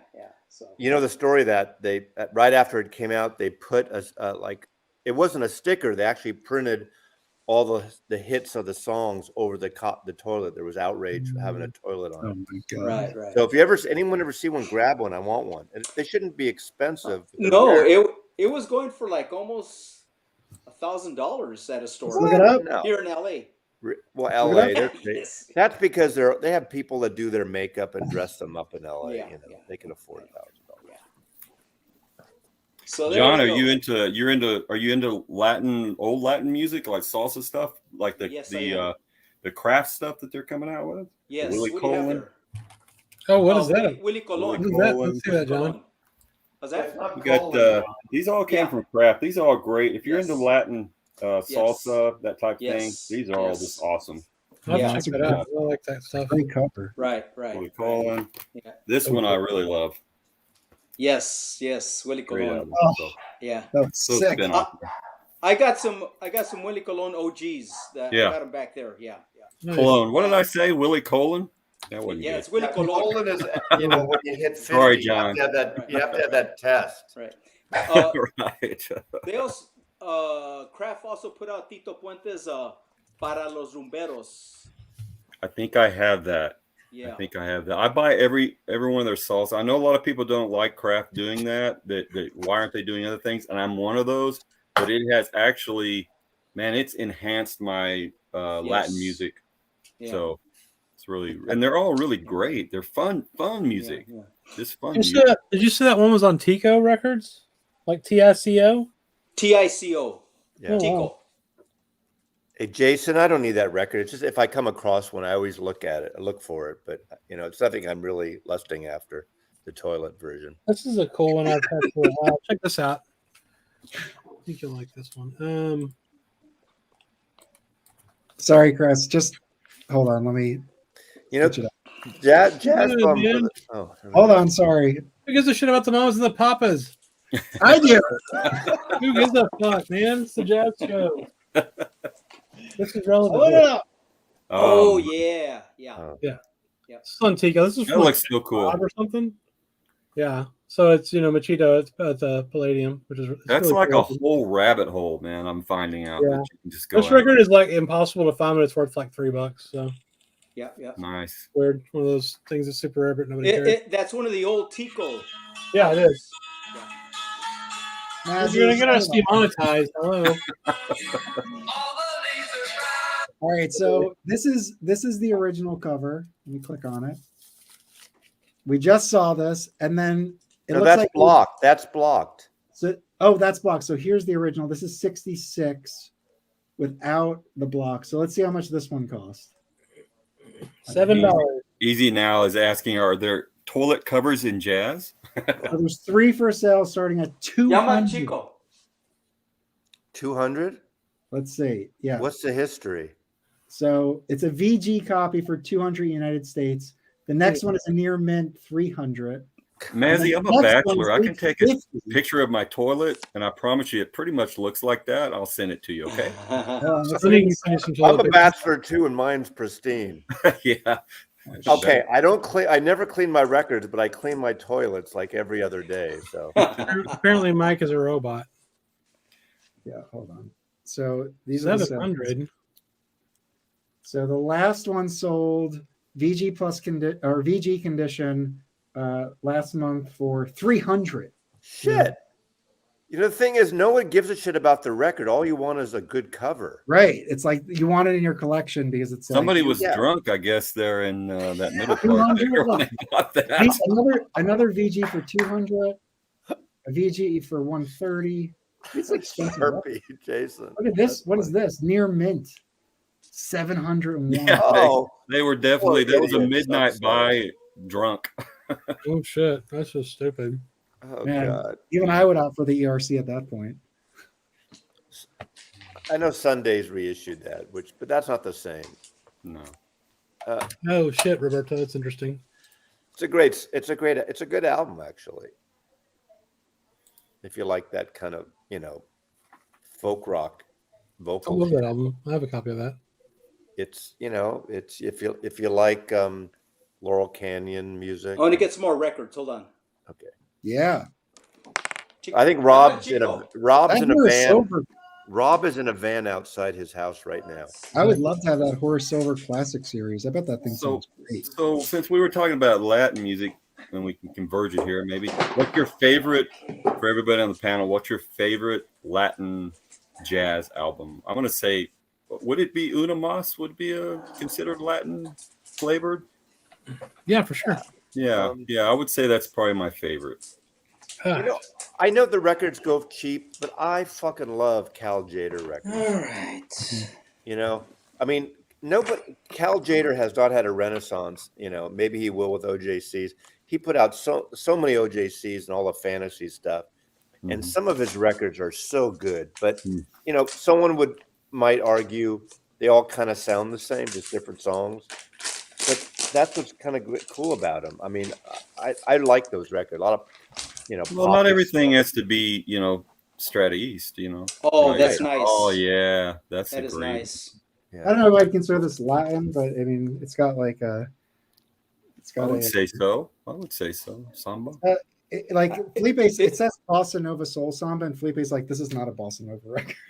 Is Willie Bobo and I on defer to Felipe on what's Bossa and what's not, but it definitely has like a vibe that I would. Is Willie Bobo on that? Yeah, I think so. It's Chihuahua Martinez. No, he's not on that. It's Ike Quebec, Kenny Burrell, Wendell Marshall, Willie Bobo, and Garvin Massour on the. I don't even know what this is. The checkery? Checkere. What's that?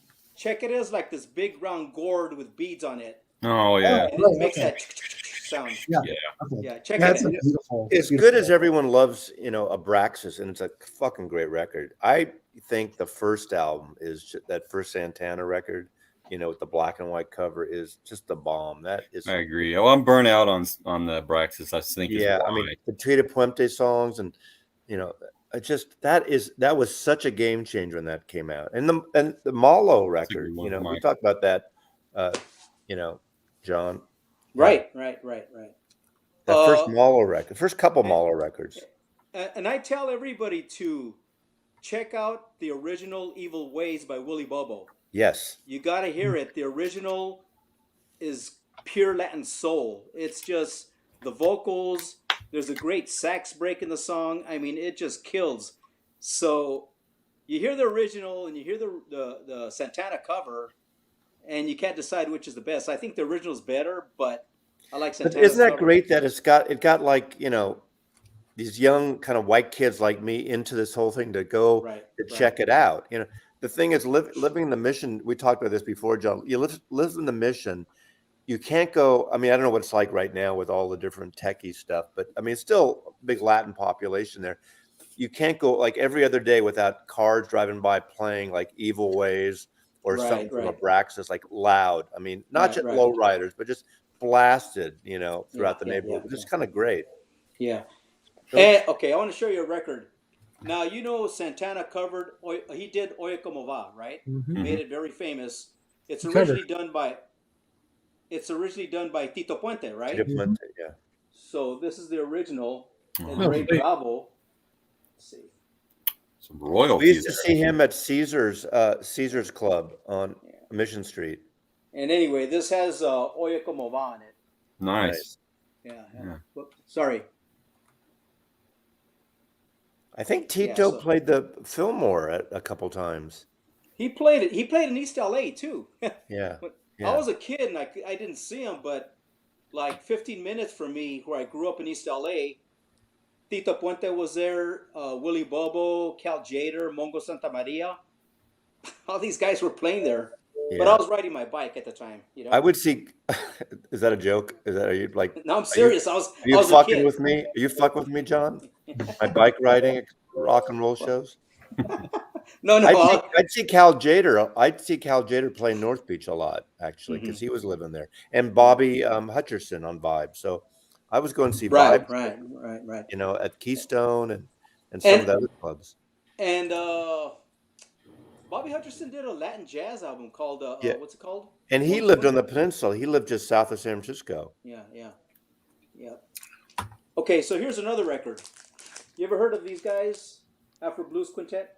No. Nope. Okay, no, I have not. This is Latin jazz in a way. It's kind of like Ramsey Lewis and Cal Jader. Oh wow. Okay, it's an interesting mix.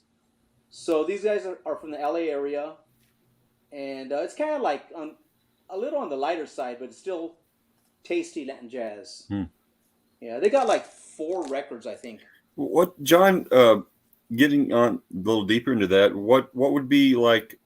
Can you name like 3 albums that we could check out that would be considered a classic Latin jazz? Not a jazz musician doing Latin, but actual Latin jazz musicians that are considered jazz, strictly jazz kind of. Besides Cal Jader?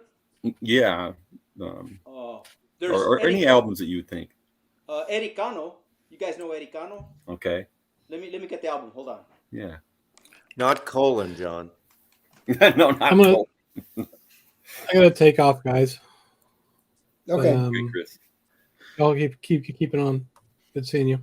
Good to see you. Take care, Chris. Thank you.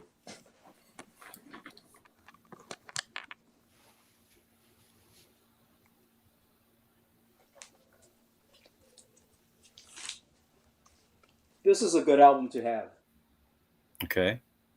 Yeah, it's a live album here in Hollywood, and it's just swings. It just swings. It's real up tempo. Makes you want to be in the club there that night when they recorded this. And he does a cover of Monday Monday, which is kind of cool. Yeah. Mamas and Papas are the thing. But did you ever do a jazz record? No. Who? No, Mamas and Papas. Never mind. But is there a toilet cover of that album? No. He's at the piano. Sorry, John. We're just like. Where was that recorded in LA? PJ's in Hollywood. Know. Okay. Yeah. Thanks, John. I'm gonna note that. It's a little hard to find, but it's out there. Let's see. There's some bands that did kind of like a crossover from salsa to Latin jazz. Roberto Rowena, he was good, and Bobby Montes. I would have to go find the record. Bobby Montes also was a vibist from LA, and he did very good kind of like a Cal Jader side type of Latin jazz with vibes. He put out maybe 3 records, but if you give me a minute, I can find the record. You know, Bandy, you were talking earlier about you just can't get into bowing and a few other things like that. But there's a lot of people that can't get into vibes or organ, jazz organ. Right. And I love those two things. I'm big Milt Jackson fan. Oh, Dude. me MJQ stuff. MJQ are so cheap. Yeah. And people Bobby Hutcherson is probably my favorite Blue Note artist as far as non-brass. Yeah. Yeah, the name of his album was Montara, right? Bobby Hutcherson. Montara? It's called Montara. Is it the one with the little curves? It's got a little design. It came in that Blue Note box set thing that they did. I could go find the CD and the record. Yeah, but let me get that. That's a good album. Didn't Kraft do a Latin box set too or something? No. Oh, are you thinking about the Ghetto box set? I don't know. No, not. Kraft has done a lot of Latin reissues. Well, yeah, we're talking about that. Yeah. I highly recommend getting that Tito Puente's Para los Rumberos. That is really good. Yeah, I think I have that, but I'm because once again Santana covered Para los Rumberos, and then what Tito Puente did on that album, he covered Santana's Batuca. That Santana did, so they're kind of covering each other. Be right back. The Bobby Hutcherson that came in that box, the box I'm thinking of is Components. Okay. So it may have been something different. Maybe it's a different artist that I'm thinking of. What was You got Vibes, you got Marimba, and then you got what's the third one? And you know the difference with the three? I mean, obviously Marimba are wood slats. Vibes are metal slats. And what's the third one? The other one is metal with like compression of air compression. Yeah, I got Xylophone, yeah. Thank you. You see, you know everything, Mike. You just have it like I'm just Google. I have a web browser. Google. Okay. Who is on the Google? Lionel Hampton, right? Hampton. Okay, gosh, I actually remembered somebody. Well, Lionel Hampton's from the whole big band era. Yeah. Well, see, I got a treat that I wasn't even aware of at the time. I was choral in the choir, in choral music, and one of the mandatory things we had to do in college was to go to different presentations from different groups. So there was a jazz band, so I picked that. And guess who was there? Lionel Hampton. Wow. And I had no idea that he was there or who he was. And he was talking, and I was bored, to be honest with you. I was very tired. Music majors have massive hours, so I was always worn out. It's just another thing I had to go to. And the guy picked up, his mallets, I guess they're called mallets, and started playing. And I immediately was like, holy crap, this guy is somebody special, because I knew nothing about jazz completely at that point. So I did get to see Lionel Hampton in a actual setting where he was doing a lecture and playing. Right in the middle, he was one of the beginning of bebop, and I mean, what? That was when I was showing this earlier. I couldn't remember the guy's name, but so this is the complete Paris sessions of Clifford Brown. I've shown this like 15 times on the channel, but I showed it again because of something else. But he recorded this when he was touring with Lionel Hampton. Clifford Brown went off to a studio with the guys and basically recorded. And Lionel Hampton basically said, do not do that. So the next day, Lionel Hampton fired Clifford Brown, and the rest of the musicians refused to show up and play their sets. Wow. Lionel Hampton had to go and basically hire him back. Wow. They finished the tour, and then when they came home, I think Lionel Hampton sued them all for the musicians union. So he was the James Brown of the vibes right there. Right. Yeah. Something like that. I'm sure someone can correct me. There's probably endless stories of things like that within the circle. Right, so I couldn't find the record, of course. I have it somewhere over there. I have the CD. This is a classic Latin jazz. Okay. Yeah, this is a great one to have. It was reissued on Kubop. Bobby Montes, huh? Yeah, Bobby Montes. And Kubop is part of Ubiquity, I think, right? There was Ubiquity, put out Love and Hate, Kubop, and maybe a third one. Okay. Okay, so there you go. Yeah, you're entering an area that I'm not really familiar with. But I love that because I don't know that album, and I love it when people show things that I have no idea. You know what's a really great stuff to get into? It's older stuff. Again, goes back to bebop and stuff, but those great Afro-Cuban jazz things with Dizzy Gillespie and Machito. How to pronounce his name? Yeah. Machito? Machito. Those Afro-Cuban jazz records are so good. I mean, they're very, upbeat and fun and dancey and moving, but they are so good. I mean, in that series that I think you guys showed, the Verve series with the illustration on the covers. Yeah. There's, I think, 2 or 3 of them on that series, and they're great. And Vinyl Me Please put out I think it's a Dizzy. Yeah, I think it's a Dizzy Gillespie one. Yeah, he was really embedded in the Afro-Cuban stuff. Yes. Yeah. What is that? I think it's like Machito. Machito, yeah. Yeah, I think. Let me see. What is that? Yeah, I should get that Dizzy Afro Latino. Is it? Yeah, Afro-Cuban. I mean, I love that beautiful cover. The artwork is beautiful. Yeah, it is. So, have you guys got this Cal Jader? This Soul Burst? I don't have that one. I bet you that's good. This is excellent. Is that a Verve? Yes, that is really good. That's a Verve, yeah.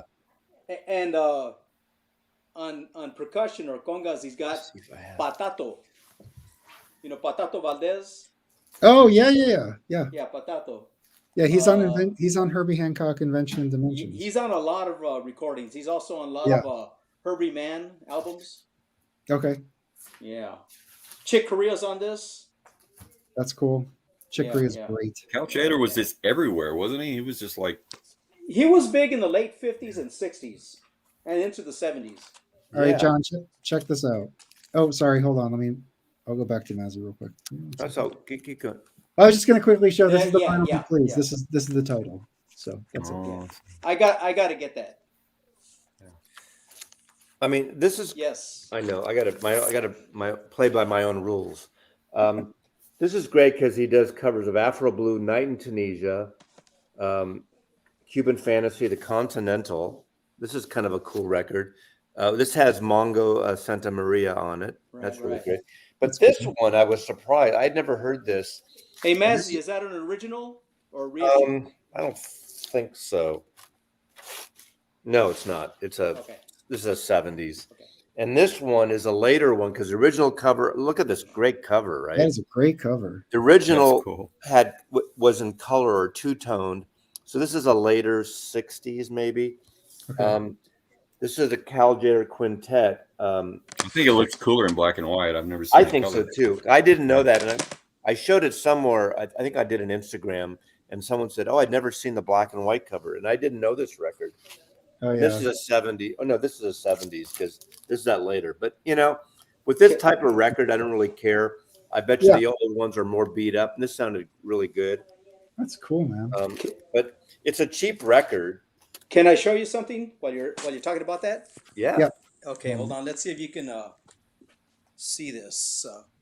Can you see there up there on the wall? Oh, yeah. Oh, look at there. Yeah, that's the color. Yeah. That's cool. Yeah. So. Yeah. Both are cool. Anyway. Both are cool. Yeah, that's what I got up there. It's just a really good record. They're not expensive Cal Tjader records and, OJCs or Fantasies. And then you get the ones I found a couple with the red vinyl because Fantasy did red vinyl ones. Yeah. And half the time when everyone I've got, I think I found 4 or 5 different Fantasy red vinyls in this collection. Everyone sounded trashed. And I cleaned it. It was just so, and you can't even see the scratches, but they sound terrible. Unfortunately, but they were. I know a lot of people say this, but I do prefer just black vinyl because you could see, can basically see if it needs to be cleaned or scratched. Yeah, I mean, I played. Yeah, it wouldn't hurt my feeling if they went all black vinyl on everything. Yeah. These are just fun records. They're not. They're easy. They're accessible. They're joyous. Have you got this one here? They're joyous. Oh, look at that. Yeah. Have you got that? Seen that one. Is that a comp? No. No. It's just one of his albums. Yeah. And the great song, the best song on this is called I Showed Them. Excellent. It's tasty. I Showed Them is just beautiful, beautiful Latin jazz. He does Evil Ways also. It covers Evil Ways. I think, Roberto, how many? I think Cal Tjader and Dave Brubeck might be tied for the most jazz albums of any artist. They have like 300 albums each or something. I'm kidding. I have at least 20. What's Cal Tjader's biggest selling record? Oh my gosh, I was going to ask the same thing. Soul Sauce. Yeah, Soul Sauce. Soul Sauce. And no, it's a good one. The one with the San Francisco legs at the cable car, that one too. What's it called? I have that downstairs. San Francisco Moods? Yeah, San Francisco Moods is a cool record. Yeah. But Soul Sauce would be the one. Yeah, let me dig it out. Hold on. Yeah, if you want to get one, that's a kind of a... So it's from 1964, released in 65. Who's on this? Grady Tate, Willie Bobo, Donald Byrd, Jimmy Heath, Kenny Burrell. Oh, wow. That's nuts. That's crazy, yeah. And it's a cheap record. It's not an expensive record. That's an unusual lineup too, right? There's some other guys on it. There's Lonnie Hewitt, Richard Davis. Yes, Bob Kraken. Bushman. Yeah, I'll check this out. This looks cool. Sounds good. Jazz bums go Latin. Yeah, right. Who would have known? Oh, yeah, come over. Hola, señora. Hola, señora Miguel. ¿Cómo estás? Muy bien. Ah, you too? Okay. Yo, ¿habla español? No. I can say respiro profundo because that's my job. Take a deep breath. That's it. Is that a gatefold? Sauce. That's cool. Look at that. Now, didn't they have to change the bottle for the Tabasco or something? Wasn't there? No. Am I thinking of something else? I don't know. I can maybe not. Okay. So, John, when in Latin countries, do they consider Cal like up there with jazz, or they're like, you guys have heard nothing, you need to listen to this? And what would it be? Yeah, that's a good question. I'm not sure. Cal Tjader's more American Latin jazz. He's a West Coast guy. Yeah. Right, exactly, yeah. Yeah. In Latin countries, you know what? Well, Van Gelder is Van Gelder in the Dead Wax of that, John? You know what? I don't know. Soul Sauce. I think he is. Amazon. I have quite a few Cal Tjaders, but this is a very popular one. I have the plastic on it. Such cool covers. Calientes. Yeah. Red wax on Fantasy. Yeah. Very old school from the 50s. Oh, no. Oh. I'm sorry. Gordon Lightfoot died. Oh. I'm a fan of Gordon Lightfoot, so. Oh, also one of the Bachman, one of the guys from Bachman Turner Overdrive. Me too, Mazzy. Tim Bachman? Yeah, didn't he pass Tim Bachman today, I think. Oh, today? I think so. Yeah. Oh, and check this out. I think at least one of you guys will like this. I had to get this. Oh, yeah. What is that? That's Woody Allen. Can you make it big? Yeah. The Woody thing comes back to haunt me again. Yeah. I love Woody Allen records. That's such a great looking cover. Yeah. Well, it's not. Is it his stand up? Stand up. He has got a bunch of stand up. Oh, right. Okay. Before he was a director, he's all stand up stuff. Yeah. Oh, I've never seen a stand up. You got to listen. Like, go on YouTube and listen to The Moose. Woody Allen, The Moose. Okay. Later to listen to it. It's about 5-6 minutes. The Moose. What is that routine Woody has about? He has a pet ant, and he trained it to kill. He trained it to be mean. Right. And so when he's out, I mean, someone's gonna attack him. He tells his ant, "Kill." It's so funny. All right. Well, look, we've been streaming for 2 hours. Yeah. I want to go listen to some records, and I want to listen to the Moose. So that'll be fun. Oh, listen to it. I mean, it's cute and it's I'm funny. going to, right when I shut this down. Yeah. But thank you guys for joining. Really appreciate you guys for having me up and chatting. Thank you. Thanks, John, for showing us those. Bye, Mr. Dandy. Bye, everybody. Nicest person we'll see you guys later. Bye. See y'all.